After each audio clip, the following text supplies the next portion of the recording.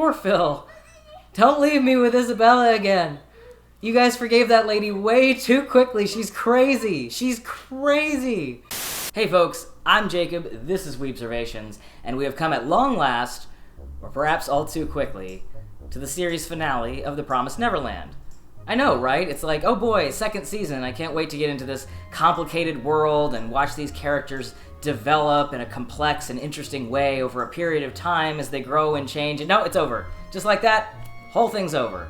So I saw a lot of people comparing what happened to The Promised Neverland to like a speed run of an RPG that's supposed to be like a 40-hour experience, and somebody just wall clips and cutscene skips through it to a 40-minute truncated bizarre thing that wouldn't mean anything to you if you hadn't already played like Tales of Symphonia or The Promised Neverland in this case. And I certainly agree with that assessment, but I have a lot of thoughts on the journey it took to get us here. So before I get into the live reaction to the last episode, if you just want to see that, of course, you can skip to this time code here. But before we get into that, let's talk about the ideas as they look on paper, how they turned out in execution, and just what went wrong. Okay, so first off, there was a prediction I made in the first reaction video I did to Season 2 that did turn out to be true.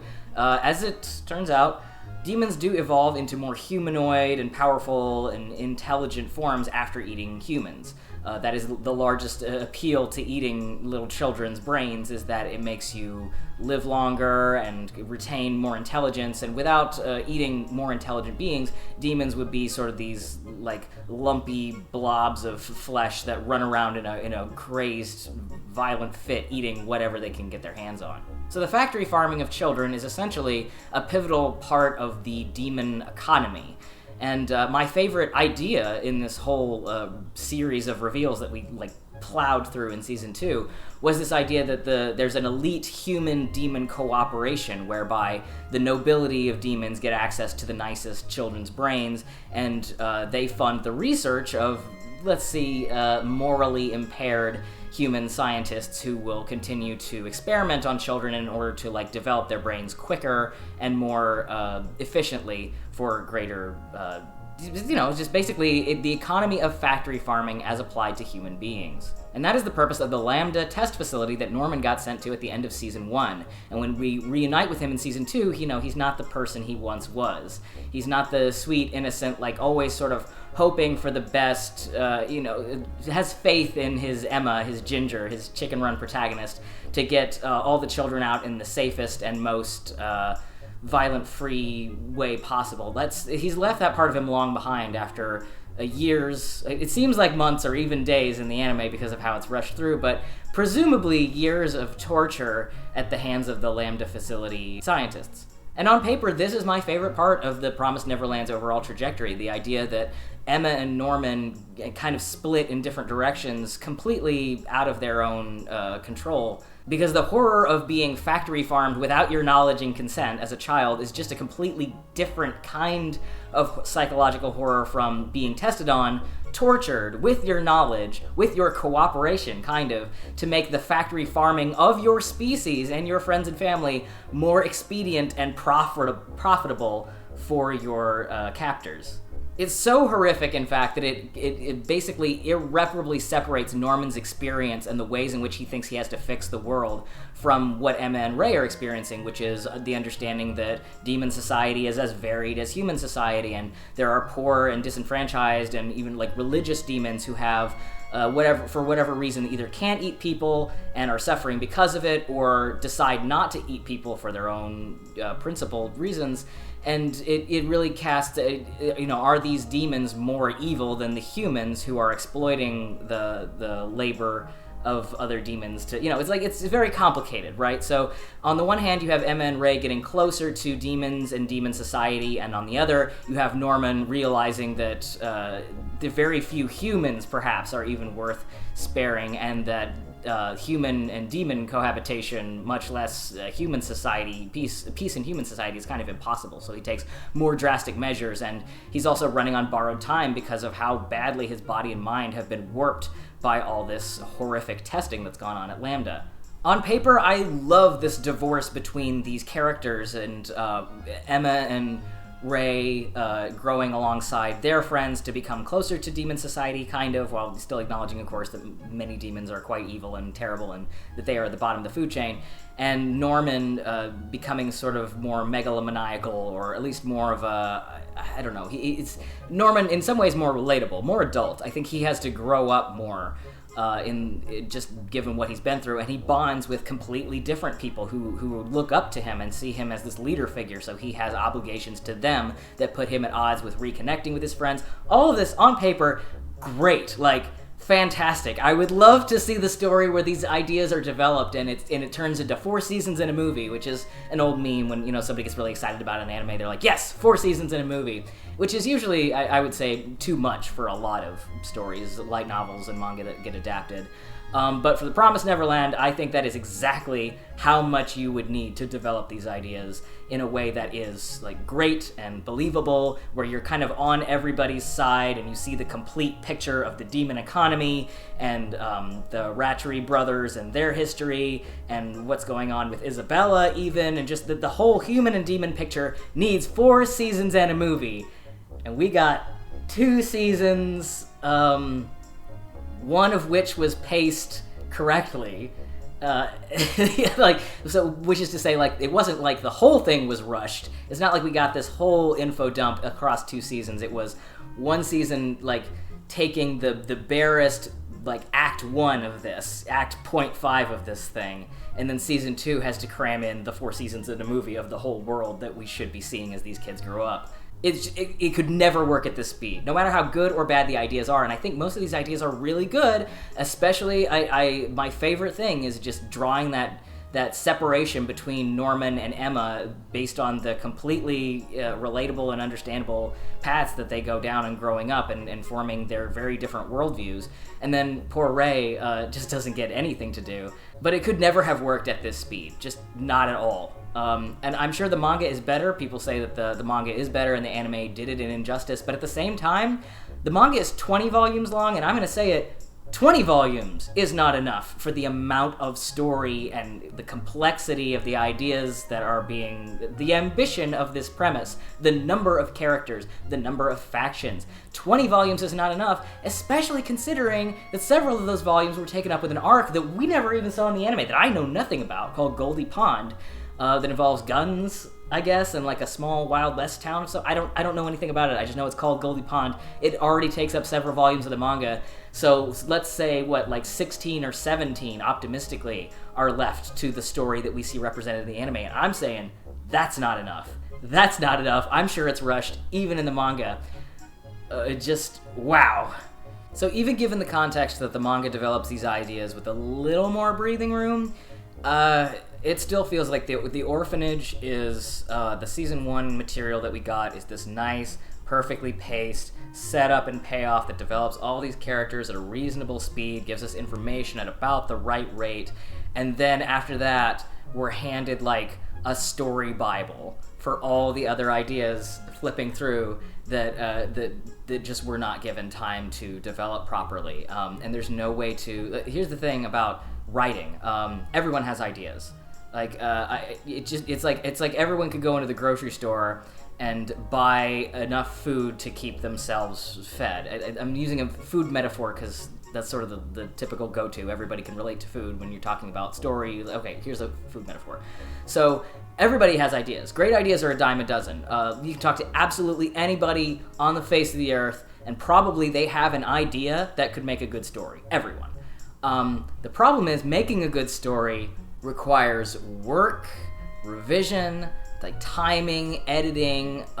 It requires you to like sort of bake the whole meal. Like you're not just buying ingredients and microwaving something. You know, like you got to put everything together in a way that is palatable to everyone and, you know, visually pleasing. You know, you got to know how to cook.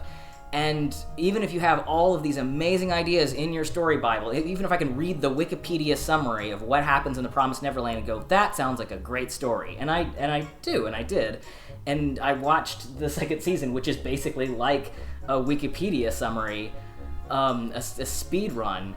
It cannot at all be satisfying, no matter how good the ideas are, no matter how much I want to back what I'm seeing on paper.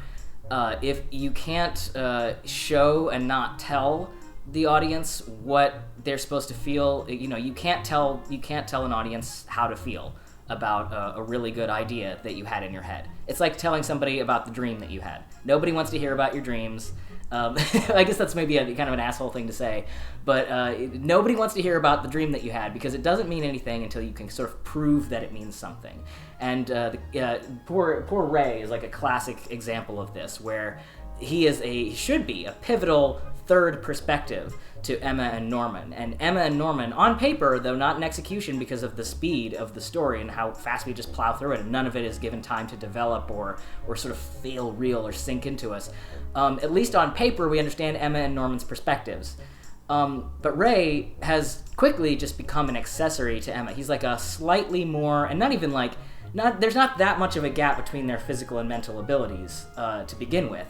So it's not like he's like a protector of this more pure perspective. And on the one hand, that's good. You don't necessarily want the female protagonist of your story to be more stereotypically female, and that she needs to be protected or the guy needs to think more for her. You don't want that. But Ray needs to distinguish himself in some way other than being slightly more physically and intellectually adept than Emma, just a little bit, enough to be sort of either the angel or devil on her shoulder, being either the more pragmatic voice to kind of hear her therapist almost in many cases, her therapist and an extra pair of hands to shoot arrows and to like set up smoke bombs and things like that. And that's basically what he's become, and it's really a shame because like even on paper I don't have a concept of, in a better story, what Ray would have brought to the table, because it's not even illustrated just in the idea, just in the brainstorming kind of view in this speed run that we get of the anime. So my ultimate takeaway from the Promised Neverland Season 2 experience is that I like a lot of these ideas, and I think this could have been really a masterpiece, honestly, a really, really great shonen manga and anime if it had been done at a rate of speed and detailing and breathing room that would allow these ideas to flourish. And it wasn't. But if I have to be honest, there are some ideas that, even if given enough time to breathe and develop, without significant tweaking and detailing, I probably wouldn't like anyway. So I'm going to just start out, complimentary, saying that most of what I see on paper here, though not in execution, it just goes by at a speed that makes it impossible to emotionally attach to. Most of it I like, in fact, would almost love. I would love to see a version of Norman's story contrasted with Emma's, where they kind of become rivals, friends turned enemies turned rivals, maybe reuniting. Like, I would love to see that story done justice, and it's sad that it never will be, probably. But there are some ideas that I don't care for, and we're going to talk about those right now. I think the magic blood thing is too convenient pretty much on every level. So Sonju and Mujika, for reasons that are never explained, and even if they were, I would need a really good explanation as to why they have blood that, if given to other, not even transfused, we see it administered orally, because in the hardest I laughed in all these episodes, Sonju cuts his hand off, hurls it into the maw of a rampaging demon, and instantly the demon becomes like fully humanoid again and fully cognizant again, and Sonju's hand just grows back immediately. So there's like no consequences to this, and they talked about why these characters were in hiding, that there were consequences. Obviously the nobility didn't want everybody to have this power that they could keep under control, and that all makes sense. The economy of the demon world being sort of this enforced scarcity that doesn't really exist is because everybody could have this magic blood and be forever intelligent and regenerative, if the nobility wasn't trying to keep that from everyone. I understand that, but I don't understand what the magic blood, like, where does it come from? Shouldn't there be consequences for, like, why does Sonju immediately regenerate? Like, that magic blood is really a big thorn in the side of this story's complexity, I think, because no matter how you slice it, it's really, really difficult to get around the idea that not just Sonju and Mujika, but also this other character, the old man, I don't remember his name, the one with a daughter named Emma, and we'll get to that, or granddaughter named Emma, I think, also has it, and they just kind of keep it from everybody, even though it would solve this entire world hunger thing. Surely there's a way to sneak it out in the black market so they can still keep their identity secret. And but no, like hundreds of years go by, and the topic is never really broached until Emma asks for their help once, and we got to rush through this. But I just feel like, okay, if there is a strain of like immunity blood that allows the demons to not have to eat people in order to retain their sanity and their intelligence, it feels like there should be a price to that. Like, there's a limited amount of blood. Like, maybe the demons are more like people in that, like, it has to be transfused. You can't just, like, drink it like it's an elixir of life.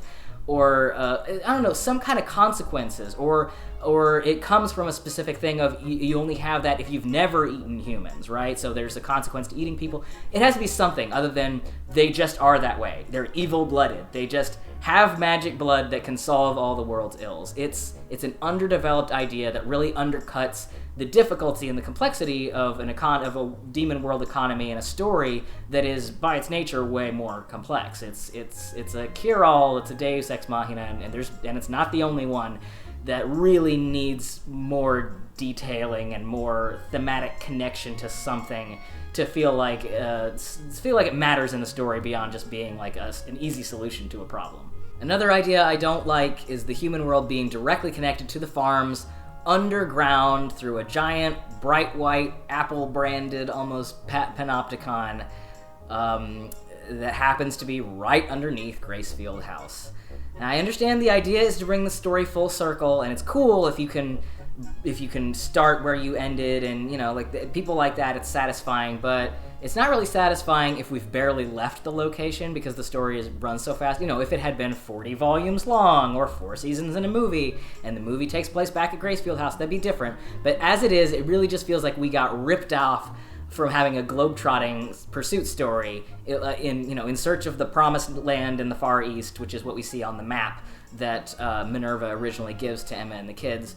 We think we're going to explore this big world and get to see more of demon society and how humans have integrated with it and pick up maybe more kids along the way. I don't know, something. And it is absolutely insult to injury when Norman pulls up that map with the promised beacon on the Far East and says, oh yeah, there was a gate there once, but it's not there anymore. The only one that exists is in this big cliche video game final boss Panopticon level underneath Gracefield House where we all grew up. And it's not that it doesn't make sense. I guess it kind of makes sense that the oldest and most profitable and most prestigious farms would be close to the entrance to the human world. That it makes a certain amount of logical sense, but yeah, it's not satisfying because we just left that place and now we got to go back, and it does feel contrived because we have not spent much time away from it, and we kind of feel cheated out of getting to see more of this world, and instead ending up in a big, like, cartoonish video game final boss level, like we're gonna go fight GLaDOS at the basement and portal kind of looking place. I did not care for it, and I really wish that Isabella's face turn at the end, though it makes sense, like, you know, if you are freed from that thing that's gonna stop your ticker if you don't work for demons, of course you're gonna turn on them maybe right away, but Isabella was such a potentially complex character, and the fact that we don't get to see more of that, and instead her face turn is just so immediate because we gotta finish this up pronto, we're running out of time. It's a big old bummer. And there was also, speaking of magical cure-alls, there was also a cure to the Lambda experiment seizure drugs that the kids are suffering from that shorten their time on Earth. You know, Norman and his new crew are dying because their brains have been so messed up by all these experiments. And there's like a cure-all that Minerva had in his last message that was, I guess, that was lost. Of the many messages he sent out, the one that he was holding on to the longest was a cure for these seizure drugs, which doesn't really make a whole lot of sense, because he's been dead for how long, and they've been developing these drugs and improving on them and changing them for years after his death, because his brother, Peter Rattray, who I'll get to in a second, has been doing it. Didn't really make any sense, and it was just very convenient, and a bad writing decision, not a good story decision, even given more time. I don't think a cure-all for the drug is that was held onto by a guy who died many years before the drugs that are being used on these kids would be developed, I guess. It didn't make sense. I didn't like it. It's even worse than the magic blood. Oof. Next issue. Okay, this is just a little one, so I'm not going to dwell on it for very long, but we got a very Batman versus Superman moment in the lead up to the climax when Norman was about to, for some reason, kill a demon with his bare hands, although I don't feel like this is really necessary. He just released the drug into the town. He doesn't have to go out and psychologically damage himself further by killing demon children, so this was unnecessary to begin with, but then he stopped in his tracks because in a very Batman versus Superman moment, Emma, the demon's name is Emma. Why did you say that name? Why did you say Emma? It's not, we don't need that. We can compare the humanity and the right to life and freedom between demons and humans, and are we really that different without, literally, his mother's name is Martha. We don't need it. We don't. Let's not do that. And that brings us to this final episode, where the greatest foe of all is not a demon, of course, but man. Man is the greatest villain of them all, and sure, that makes sense. It's good to have the final villain be human. I think in my heart of hearts that's something I would have always wanted, even though we didn't really get to fully meet the demon nobility and see them as villains. That was kind of glossed over. So again, the punch of the final villain being a human is, downplayed a lot, because we didn't really get to see the hierarchy of demons leading up to him.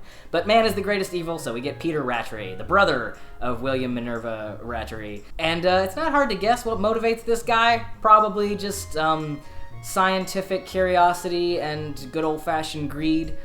But we still haven't really gotten much on him.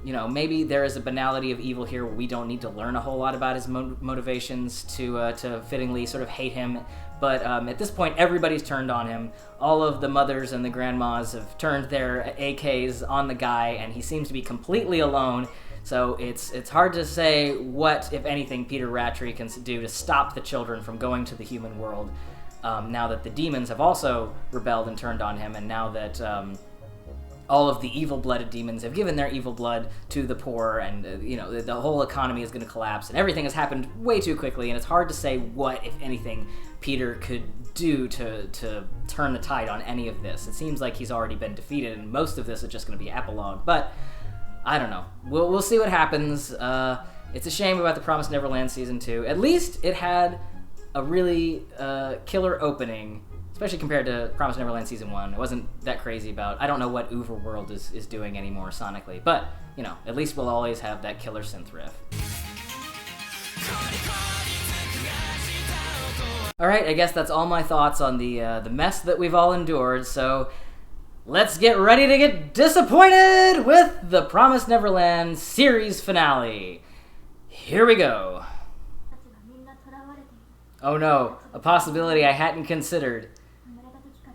Peter Rattray suddenly becomes a good guy. Oh no, okay, here's his motivation. Lay it on us, Pete. Oh no, the people we sold into factory farm slavery were my friends and not the humans I didn't like? Oh, well, that sucks. Is that such a big betrayal? I wanted to make the descendants of the people I don't like suffer, and instead the children of the people that I like? That's... I think maybe screw that guy, actually. I'm thinking maybe both Rattrays were kind of bad. The word rat is right there in the name. Kind of an insult to rats, actually. Rats are very loving, communal animals. Community is very important to rats. They're very physically affectionate. Well, much like everything else in the Promised Neverland, this could be interesting if given the time to breathe and really get to know Pete. But as it is, there's no way any of this can really land properly. I kind of can't get over, Minerva was disgusted because he thought he was selling, the soldiers and the descendants of soldiers into factory farm slavery, but he was instead giving up people that he was allied with, and that's why it's bad. I'm sure it's more complicated than that, but it just all happened so quickly that that's kind of what I got out of the little info dump we got there, and I might have misunderstood it, but can you blame me? This is all happening way too fast, you know? Oh, okay. He's just taking himself out of the story so nobody has to make any difficult choices. And also in a way that, like, I don't think reflects... I barely know this character, but I feel like him taking himself out is not, you know, megalomaniacs who sacrifice hundreds and hundreds of people without remorse aren't really the type to nobly, like, you know... I guess, okay, maybe he'd do it if he didn't want to be taken into custody or something, but it's an easy way out, writing-wise. It's not particularly interesting. Well, it was very anticlimactic. I thought maybe all Pete did was lay some backstory on us that we couldn't appreciate and go, you can't fire me, I quit! And left the story via throat-slitting. Well,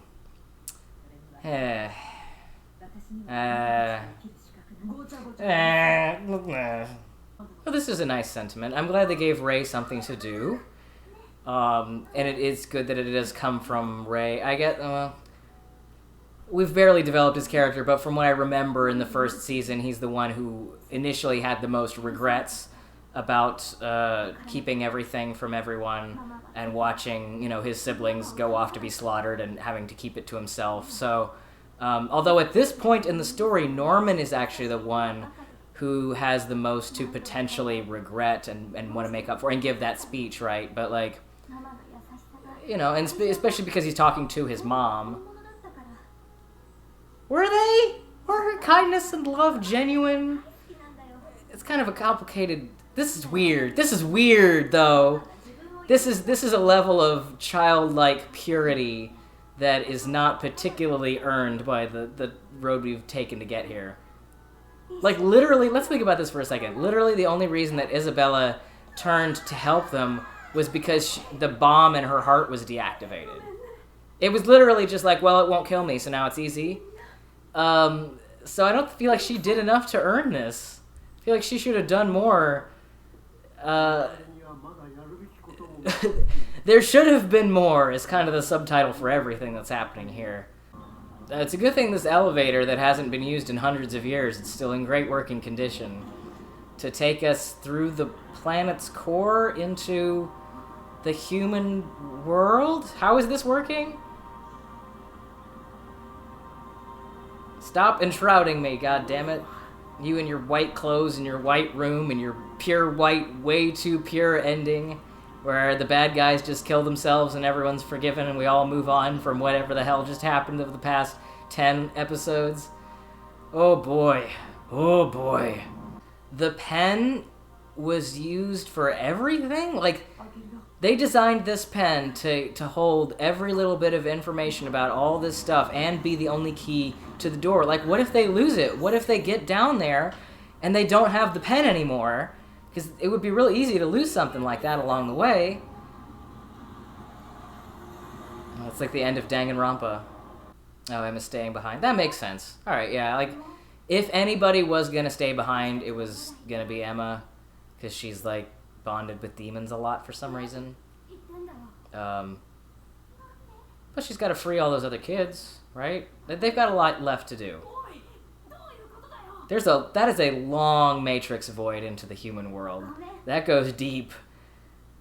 Like, where are they? Are they in the center of the earth? I don't... It's very high concept. It's fair. Just don't lose the pen. That's the only way to open that giant door. Do not lose the only key you have. It was really short-sighted of Minerva to plan this whole thing in that way. Again, it makes more sense if this is a video game, where that's like a permanent key item in your inventory, but maybe not good for a long-term chicken run freedom sort of plan. Tsundere to the end. It's not like I want to free other kids or anything. You bullcrap. We just saw you forgive your evil mom and all the other mothers. You're a softie. You can't hide it. I wondered why you were born with that blood too. It's a big question. God just decided we needed an easy out from this whole f***ed up demon economy. This redemption arc really came around way too fast for her. Like, they're immediately trusting of her. Like, it does and doesn't make sense. Yeah, she was a very caring and maternal figure on the surface, but like, this is still the person who shipped them out to demons for years and years and years. And they're just like, oh, we'll trust you in this society where we have no idea what it's like. You watch over everybody. Stop making Phil do everything. Poor Phil, man. He just gets left with the... What? Oh, that was unexpected. Yeah, poor Phil. Don't leave me with Isabella again. You guys forgave that lady way too quickly. She's crazy. She's crazy. Don't leave me with Isabella again. That was some Spielbergian time decompression with that door closing. It was Indiana Jones and Han Solo both ran back and forth twice through that door before it closed all the way. Happy ending. We all arrived in America just in time for the COVID-19 pandemic. Yay! This is like the end of Peter Pan, where they all just get adopted, I guess. Just a bunch of urchins just landed in Central Park, I think. I don't know that was New York, but it's definitely America. So kids, Emma, Norman, Ray, after you get done liberating the demon world and righting all the wrongs of the last 1,000 years, before you decide to settle down and have a family of your own, consider moving back to the human world, or just at least several hundred miles away from Sonju, your good friend who is helping you liberate the entire country, because Sonju wants to eat your children. You may have forgotten about that, but I haven't. The kind, noble warrior there, he's gonna eat your descendants. So, fun times right now, but 10, 20 years, maybe just move to an island or something, pass through the gate. Just make sure that when you're ready to settle down, oh, she's the queen now, that's very convenient. I guess if you have immortal blood, you are the new nobility. We didn't even show what happened to the old nobility. It would have been nice to see Emma's friendship with Mujika develop. Oh god, I hope that doesn't mean Emma and Mujika are just gonna, be buddies and grow old together, because, again, Mujika's brother, or best friend, I'm not sure if they're related, wants to eat your children! Is everyone just forgetting about this? Oh, okay, there we go. Alright. Phew, alright. Maybe that came up in conversation at some point. He let it slip, and they were like, oh, alright, moving to New York then. Wow, not even a special credits. They're just like, well, we hope you enjoyed some of that. We're not gonna bother explaining anything else. We out. Well, that's all she wrote on The Promised Neverland. Before I get into my thoughts on the ending, real quick, I just want to say a super special, awesome thank you to all of my patrons over on Patreon. If you pledge $5 over on the Patreon, you get special 24-hour early access to every video that I produce, your name in the credits here, and you get to nominate and vote on topics for future episodes that I may cover. And I really could not do this without you guys. I'm sure you can kind of tell, still a little skittish on camera, still sort of figuring out this whole thing, and just every bit of support really helps me so much in putting together new anime content for YouTube and hopefully producing much better content in the future. Alright, so with all that said, The Promised Neverland never had a chance of sticking the landing because the train was firmly off the tracks before we had ever gotten to this part. But so instead of talking about the execution of what happened, I'm going to talk about just on paper, could this ending have been a satisfying ending if it was drawn out more and developed more? And to be perfectly honest, I'm not sure that it would have been even a satisfying ending to what had come before. My reasons for that being, I thought that the way that Peter Rattray went out was kind of easy. I feel it's kind of an easy writing trick if you don't know what to do with a villain and you don't want to. Usually, this sort of thing happens when you're trying to protect the purity of your protagonist, and you don't want them to have to make a difficult decision or to do something that would otherwise tarnish their image, and so the villain takes themselves out. And this works when you have sort of a karmic, like the villain was trying to escape or trying to pull off a bigger plan. You see this in a lot of Disney movies, is the villain dies because they're actually further pursuing their own greed, or like they don't think that they're killing themselves. They get hoisted by their own petard in some way.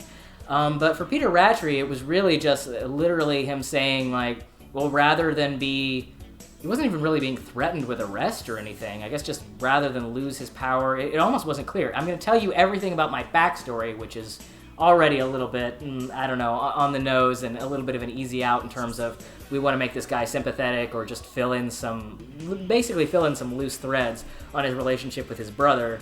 And then he's going to kill himself. Easy out. I did not appreciate that at all, and I feel like there was very little to disappoint me with when it came to Peter Rattray, because I barely knew the guy, but I was somehow disappointed by how easy the road they took out of that predicament was. I don't know, I guess my whole takeaway from this, not to bag on it for too long, is that even though on paper I really, really like the story that The Promised Neverland was trying to tell, though in execution it was too rushed to be successful, it kind of covered that ground. I'm not sure that I would have liked the ending because it is too neat and tidy and obvious, even by the standards set by this rushed development. I think like if it had been 4 seasons in a movie and I had gotten that ending, I think it would have felt a little bit like I'm going to name 2 things that a lot of people really like, but that are examples to me of too clean, wrapped up in a nice little bow. Everybody gets a hug and everybody, is satisfied in a very unthreatening way ending. Harry Potter and Fullmetal Alchemist Brotherhood. Very crowd-pleasing, big, exciting, everybody's A-okay sort of endings that I don't find all that satisfying. It's just not my bag. It's just everybody's got their own personal taste, right? And that's just not to my satisfaction. And this kind of felt like that. Like, even if they had developed it more, I probably would have been like, eh. And I mentioned the whole Peter Pan, all the orphans get adopted thing without even making the connection right until this very moment. It just went off in my brain that this is called The Promised Neverland. So there's probably a very deliberate choice on their part to like try to mirror. I would have loved to see a version of The Promised Neverland where they reinterpreted various parts of Peter Pan as the various parts of the world that they globetrotted. I don't know, I'm just inventing these versions of The Promised Neverland that would have been more satisfying in my head. But yeah, its connection to Peter Pan was so bare that it really didn't make that connection till the end, where it was like, I would not be surprised if the author kind of thought of that ending beforehand, of them all, flying back to London or whatever. And maybe it wasn't America at all. I thought it looked like an American city, but maybe it was England, because these kids are supposed to be English, right? I don't know. Promised Neverland. Lots of potential, and it just all kind of came apart. But that's okay. The one good thing about this speedrun style of destroying your story, in adaptation or in the original, or some mixture of both, is that the sunk cost fallacy is not so great. I don't feel like I really gambled away so much of my time and energy on something that was really disappointing by the end. You don't feel that like crushing disappointment that you might feel with something if you had watched it for seasons and seasons and seasons and then it just started sucking. It's not like a Game of Thrones thing where you just want to scrub it out of your brain afterwards because you were so disappointed by how it ended. It was like the hype train started. Like, you get through season 1, you're like, oh wow, this is really pretty good, and then it just went boom so fast that you really didn't have time to be hurt. It was like a breakup after a 3-week relationship or something, where maybe you really liked them for 3 weeks, but because it ended so quickly, it didn't hurt too bad. I don't know, a weird metaphor, but what can you do? Promised Neverland.